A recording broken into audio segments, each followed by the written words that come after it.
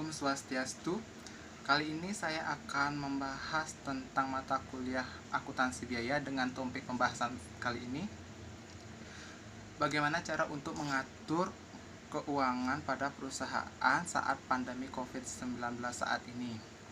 Namun sebelumnya, perkenalkan, nama saya Ana Agung Ngurah Tendes Pinandita, NIM 1901103, dengan dosen pembina saya dengan nama Made Dwi Verayani, SE, MSI.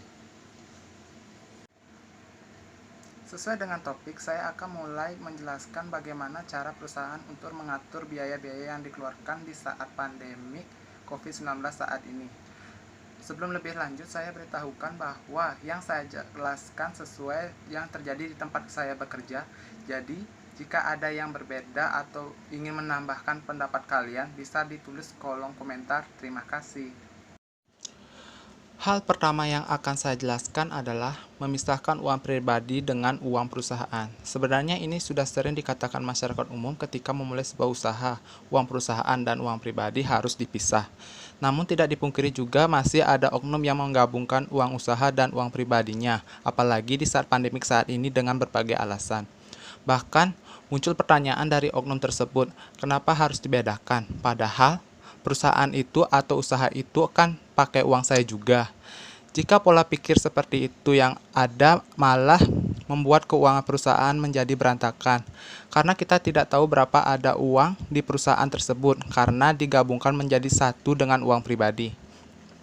Jika terus dilakukan, maka modal untuk perusahaan akan terus berkurang yang akan menyebabkan uang perusahaan akan habis dan menjadi bangkrut.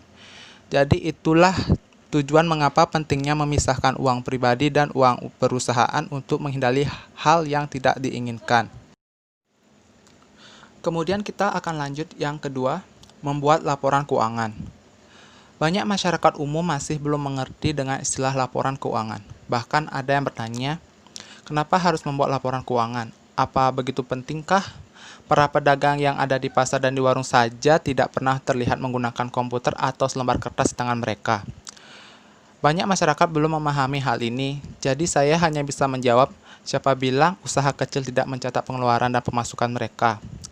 Baik kecil, menengah, ataupun besar, diwajibkan memiliki laporan keuangan yang bertujuan agar kita tahu berapa pengeluaran kita, berapa pendapatan kita, berapa penjualan kita, berapa hutang piutang kita, dan berapa laba yang diperoleh atau rugikah yang kita dapat dalam satu periode tersebut. Itu semua harus dicatat sebaik mungkin, tidak perlu menggunakan komputer. Cukup alat tulis buku dan pulpen sudah bisa digunakan. Pedagang di pasar dan di warung mereka pasti membuat laporan keuangan mereka. Hanya saja mereka tidak memperlihatkannya kepada orang lain. Namanya juga usaha sendiri, orang lain tidak perlu tahu karena ini bersifat rahasia, yang tahu hanya si pemilik usaha dan Tuhan saja. Kemudian yang ketiga, meminimalisir hutang. Tidak semua orang bisa membuat atau membangun sebuah usaha hanya bermodalkan uang sendiri. Bahkan orang kaya sekalipun juga masih memerlukan bantuan orang lain seperti bank agar usahanya berdiri dan operasi. Bukan hanya di saat pandemi saja kita harus meminimalisir utang, di saat keadaan normal pun kita harus memiliki hutang yang sangat kecil. Caranya bagaimana? Sejujurnya saya sendiri juga sulit jika tidak berhutang di tempat atau toko yang menyediakan bahan baku untuk tempat kerja saya. Mungkin saya akan memberikan contoh kecil yang pernah terjadi di tempat kerja saya. Jika usaha kita memiliki hutang di bank, ya tentu kita harus membayarnya setiap bulan, bukan? Karena itu kewajiban kita karena kita telah meminjam uang di bank. Namun, ada kejadian di mana kita ingin membeli bahan baku untuk usaha dan di saat yang sama uang tersebut kita perlukan untuk membayar pajak. Jadi uang tersebut tidak bisa dibagi dua atau tidak bisa memenuhi sepihaknya saja. Karena saat itu saya ingin membeli bahan baku namun di hari yang sama juga, dan itu juga hari terakhir di mana saya harus membayar pajak tersebut.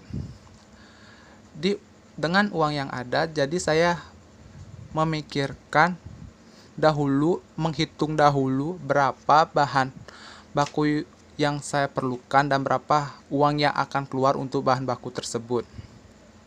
Setelah dihitung, kemudian dapat totalnya seberapa.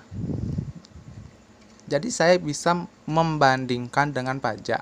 Kalau pajak itu kan nominalnya tetap, kadang berubah hanya sedikit saja. Jadi saat saya lihat uang yang ada, saya putuskan untuk membayar pajaknya terlebih dahulu dengan uang itu. Namun uang itu juga tidak terpakai keseluruhannya, hanya terpakai separuhnya saja. Jadi saya tetap membeli bahan baku tersebut dengan catatan saya hanya bisa membayar sebagiannya saja dan sisanya saya hutang. Jadi memang agak sulit jika kita tidak memiliki hutang sedikit pun gitu. Kita boleh memiliki hutang, hanya saja harus dengan catatan memiliki hutang kecil dan memang kita sanggup untuk membayarnya. Dan yang terakhir yaitu yang keempat, pergunakan laba usaha dengan bijak. Laba adalah hal yang diinginkan setiap orang yang menjalankan usahanya. Namun kebanyakan orang, laba usaha yang dijalankan digunakan untuk keperluan pribadinya sepenuhnya. Hal tersebut tidaklah baik. Laba usaha adalah hasil dari usaha tersebut. Alangkah baiknya jika laba digunakan untuk usaha seperti membayar hutang, ditabung, ataupun bisa digunakan juga untuk investasi untuk perusahaan yang menambah modal usaha. Jika ingin menggunakan pribadi, boleh saja, hanya dengan catatan maksimal 10% dari laba tersebut. Karena uang laba itu untuk usaha yang akan terus berputar dan juga untuk mensejahterakan tenaga kerja dan juga usaha tersebut. Demikian yang bisa saya jelaskan sesuai dengan yang terjadi pada tempat bekerja. Jika menurut kalian hal ini sangat berguna, bisa diterapkan pada usaha kalian. Sekian topik pembicaraan kali ini. Jika ada salah-salah kata yang kurang baik untuk didengar, saya minta maaf. Terima kasih atas waktunya. Saya ucapkan terima kasih. Semoga bermanfaat. Om Santi Santi Santi Om.